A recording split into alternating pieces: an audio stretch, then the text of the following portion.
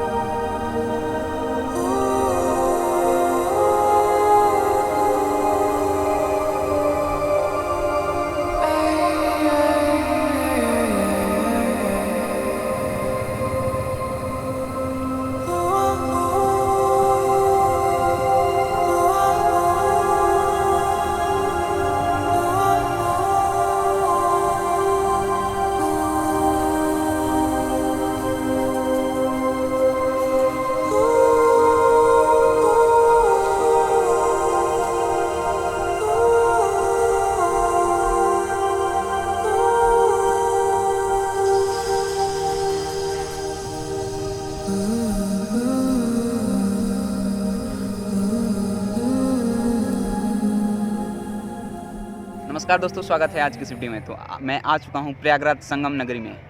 तो मैं यहाँ पे आपको काफ़ी सारी चीज़ें दिखाने वाला हूँ, जो कि बड़े हनुमान जी का मंदिर, अकबर का किला और संगम, जहाँ पे 3 नदियों का मिलन होता है, गंगा, यमुना और सरस्वती। तो चलिए अब हम आपको सारी चीज़ें दिखाते हैं बारी बारी से। मैं आ चुका हूँ संगम के पास। देखिए संगम ये रहा पीछे की तरफ, उधर किला और बड़े हनुमान जी का मंदिर भी है। तो चलिए आपको बारी बारी सारी चीज़ें दिखाता हूँ। प्रयागराज उत्तर प्रदेश के बड़े जनपदों में से एक है। हिंदू धर्म ग्रंथों में वर्णित प्रयाग एक पवित्र स्थल है, जहाँ गंगा, यमुना तथा गुप्त सरस्वती नदी के संगम पर स्थित है। संगम स्थल को त्रिवेणी भी कहा जाता है, जहाँ तीनों नदियाँ मिलती हैं। यह एक हिंदुओं के लिए विशेष स्थल है। हिंदू मान्यता के अनुसार यहाँ सृष्टिकर्ता ब्रह्मा जी ने सृष्टि का काम पूरा करने के बाद प्रथम यज्ञ किया था। इस वजह से इस प्लेस का नाम भी प्रयाग पड़ा। आप सामने की तरफ देख सकते हैं, चारों तरफ कंस्ट्रक्शन का काम चल रहा है। बाकी तीर्थ स्थलों पे घाट बने होते हैं और सीढ़ियाँ वगैरह होती हैं। यहाँ अभी कुछ नहीं है, तो उसी का काम यहाँ पे चल रहा है। तो चारों तरफ आप देख सकते हैं। सबसे बड़े हिंदू सम्मेलन महाकुंभ की 4 अस्थियों में से एक है। शेष 3 हरिद्वार, उज्जैन एवं नासिक। यहाँ प्रत्येक 12 वर्ष में कुंभ मेला लगता है, 6 वर्ष में अर्धकुंभ और प्रत्येक वर्ष माघ मेला लगता है, जहाँ दुनिया के कोने कोने से श्रद्धालु आस्था के साथ संगम में डुबकी लगाने आते हैं।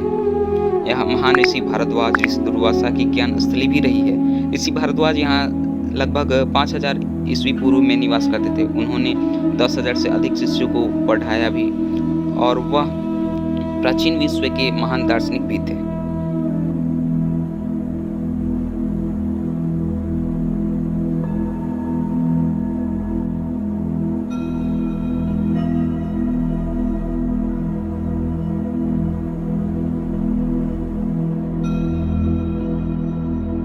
हिंदू मान्यता के अनुसार यहाँ सृष्टिकर्ता ब्रह्मा जी ने सृष्टि का काम पूरा करने के बाद प्रथम यज्ञ किया था।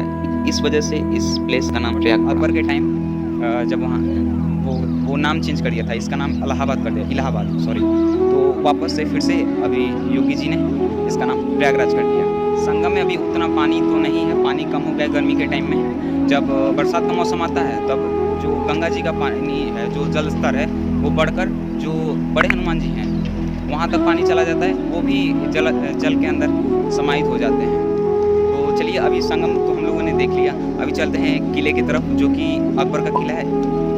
और ये किले 4 भाग में बटा हुआ है, 4 भाग में बांटा गया है। इनमें पेड़ पौधे और अकबर का जो रहना वगैरह था वो। दूसरे तीसरे भाग में जो शाही लोग थे, काम करने वाले, वो। और चौथे पार्ट में सैनिक किले में रहा करते थे। अभी हम लोग जिस किले में जा रहे हैं, अकबर का किला, उस किले की खास बात यह है कि इस किले में अक्षय वट वृक्ष, 44 देवी देवता और पातालपुरी जी का जो मंदिर है, इसमें देखेंगे। इसमें अब जो सेना वगैरह है वही रहती है। तो चलिए अभी ओपन है, चल के देखते हैं।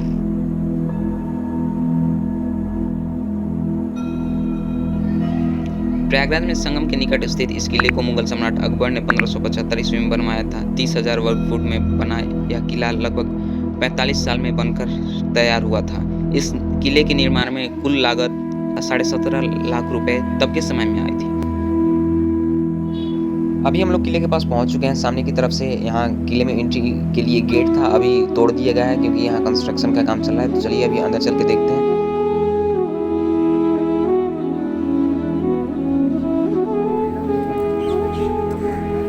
किले के अभी अंदर हम लोग आ गए हैं, यहाँ भी कंस्ट्रक्शन का काम चल रहा है, तो 6 बजे मंदिर को बंद कर दिया गया है, अभी मुझे जस्ट पता चला है। तो चलिए अभी आगे की चीज़ें देखते हैं, वीडियो मिल जाएगा तो आपको दिखा दूँगा।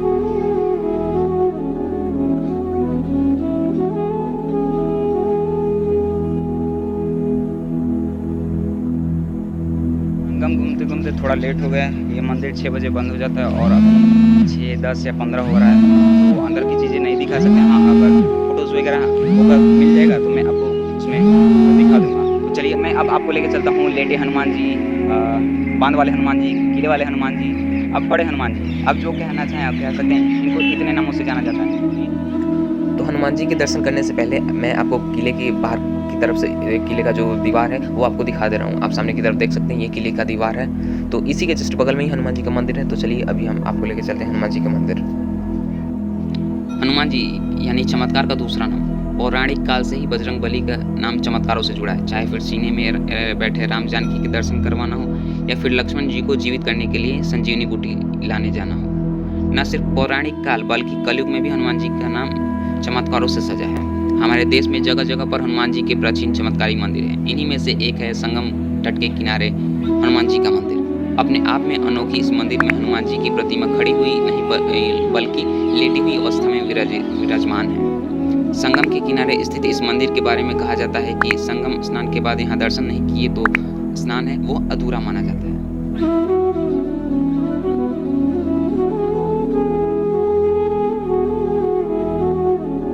आप देख सकते हैं हम लोग हनुमान जी के मंदिर के पास आ चुके हैं। इस तरफ गेट है और इस तरफ जो भक्तों की लाइन लगती है हनुमान जी के दर्शन के लिए, ये लाइन लगी हुई है। आप देख सकते हैं लाइन बढ़ती जा रही है धीरे धीरे। आप जितना लेट करेंगे उतनी लंबी लाइन में आपको लगना पड़ेगा। आप जितना जल्दी आएंगे उतना जल्दी आप दर्शन कर पाएंगे। तो यहाँ मंगलवार और शनिवार को सबसे ज़्यादा भीड़ होती है। आप अगर 4 या 5 बजे आ जाते हैं तो आप बहुत जल्दी दर्शन कर लेंगे। अगर 6-7 बजे आते हैं तो आपको लंबी लाइन में लगना पड़ेगा। तो ये लाइन किले में जहाँ एंट्री होती है वहाँ तक लाइन चली जाती है। तो आपको जितना हो सके उतना पहले आना पड़ेगा हनुमान जी के दर्शन के लिए। यहाँ पर हनुमान जी की यह विचित्र प्रतिमा दक्षिणमुखी और 20 फीट लंबी है। इस प्रतिमा के बारे में ऐसा माना जाता है कि इसके बाएं पैर के नीचे कामदेवी और दाएं पैर के नीचे अहिरावण दबा है। इनके दाएं हाथ में राम लक्ष्मण जी और बाएं हाथ में गदा शोभित है। बजरंगबली यहाँ आने वाले सभी भक्तों की मनोकामना पूर्ण करते हैं। यहाँ के बारे में ऐसा कहा जाता है कि लंका पर जीत हासिल करने के बाद जब हनुमान जी लौट रहे थे तो रास्ते में उन्हें थकान महसूस होने लगी। तो सीता माता के कहने पर वह संगम तट के किनारे लेट गए। तो इसी के ध्यान में यहाँ लेटे हनुमान जी की मंदिर बनाई गई। यह मंदिर तकरीबन 600 से 700 वर्ष पुराना माना जाता है। बताते हैं कि कन्नौज के राजा की कोई संतान नहीं थी तो उनके गुरु ने उपाय के रूप में बताया कि हनुमान जी की ऐसी प्रतिमा का निर्माण करवाया जाए जो राम लक्ष्मण को नागपाश से छुड़वाने के लिए पाताल में गए थे। हनुमान जी की यह विग्रह विंध्याचल पर्वत से बनवाकर लाया जाना चाहिए। तब कन्नौज के राजा ने ऐसा ही किया और वह विंध्याचल से हनुमान जी की प्रतिमा नाव से लेकर आए। तभी अचानक से नाव टूट गई और यह प्रतिमा जलमग्न हो गई। राजा को यह देखकर बेहद दुख हुआ और वह अपने राज्य वापस लौट गए। इस घटना के कई वर्षों बाद जब गंगा जी का जल स्तर घटा तब राम भक्त बाबा बालगिरी महाराज को यह प्रतिमा मिली। फिर उसके बाद वहाँ के राजा द्वारा मंदिर का निर्माण करवाया गया। प्राचीन काल में मुगल शासकों के आदेश पर हिंदू मंदिरों को तोड़ने का क्रम जारी था, लेकिन यहाँ पर मुगल सैनिक हनुमान जी की प्रतिमा को टस से मस नहीं कर पाए। वे जैसे जैसे प्रतिमा को उठाने का प्रयास करते थे वह प्रतिमा वैसे वैसे जमीन के अंदर चली जा रही थी। यही वजह है कि यहाँ जो हनुमान जी की जो प्रतिमा है वो धरातल से 6 से 7 फीट नीचे की है। जितना हो सकता था मैंने आपको सारी चीज़ें दिखा दिया। अभी एक जगह आपको और लेके चलूँगा। तो जो पीछे की तरफ मंदिर दिखाई पड़ रहा है श्री आदि शंकर विमान मंडप, तो वहाँ आपको लेके चलूँगा। वहाँ अगर कैमरा अलाउड होगा फ़ोटो खींचना वगैरह तो वो आपको दिखा दूँगा। नहीं तो फिर देखते हैं। चलिए अभी आपको लेके चलते हैं उस मंदिर में।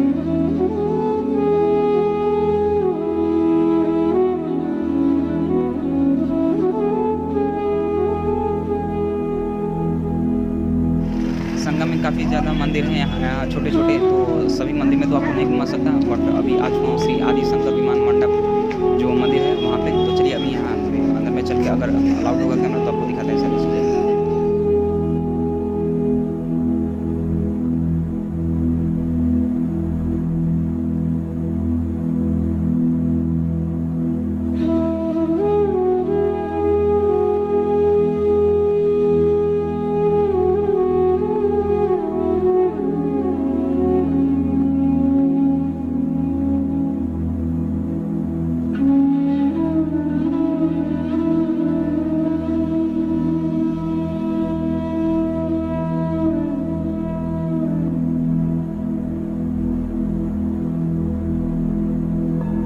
इस मंदिर के छत से आपको पूरा संगम दिखाई पड़ता है।